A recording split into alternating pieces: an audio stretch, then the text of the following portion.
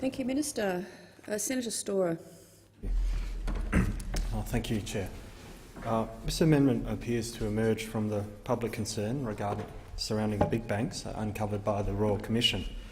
And there is no doubt that many of those practices exposed have been appalling, and many ordinary people have suffered greatly. And many of the senators have spoken about this today and in other times in this place.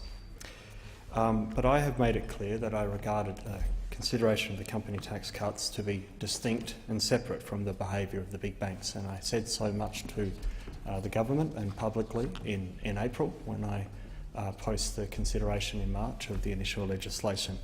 So I have considered the case for and against the company tax cuts thoroughly on their merits on the basis of evidence, but I do not believe that today the government bringing forward legislation to exclude the big banks is the appropriate way to prosecute their case, for which they have been doing consistently and for the last months that I've been as a senator. So I've spoken yesterday, or maybe yes, regarding the tax the actual bill as presented previously. And my focus was on that and on the future of the economy and the future of our families. And as I am, as a South Australian, passionate advocate of South Australian businesses, and I noted Senator Coleman referencing a South Australian business today.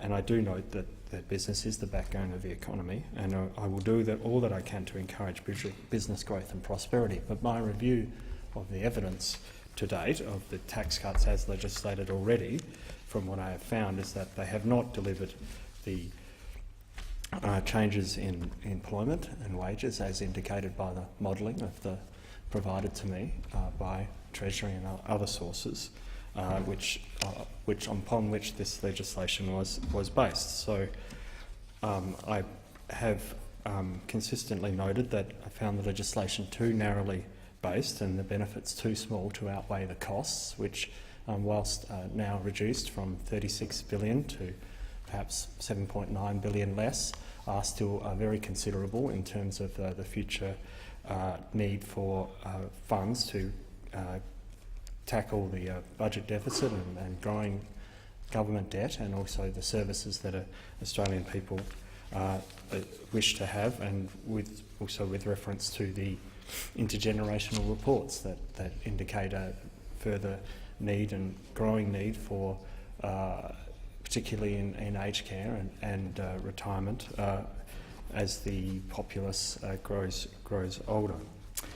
And so I see this tax cut, even with the big banks removed itself, as not true tax reform. I don't believe that it is it's in line with the clear principles outlined within the Henry Tax and Transfer Reform, which were at least 7 of which company tax cut was one, and Senator Coleman has noted that with me previously, but it was one of 7 principal feature reforms that were all to be brought about together. So I will not be supporting this motion, and I believe that the conduct of the banks should be referenced in terms of other forum, be it the Royal Commission findings or APRA and other entities set up to do so, and that putting forward a piece of legislation just to removing the big banks in order to gain support is not an appropriate way to move forward. So I remain opposed to an extension of the tax cuts as legislated, even with the removal of the big banks, or with under Senator Hinch's proposal of $500 million turnover. The evidence I've seen on the changes from 2015 are such that we should, it's not delivered what is being indicated, and we have significant gross government debt and requirements in the future of services that need to be funded. And there is arguments for many foreign investors looking at Australia in terms of many aspects alongside but outside of the company tax rate headline figure, which is often quoted by government senators and other advocates of this. It's a misleading argument because to date we have gained from significant foreign investment into Australia against other economies, even in our region, that have much lower headline company tax rates. They come to Australia because for a variety of reasons,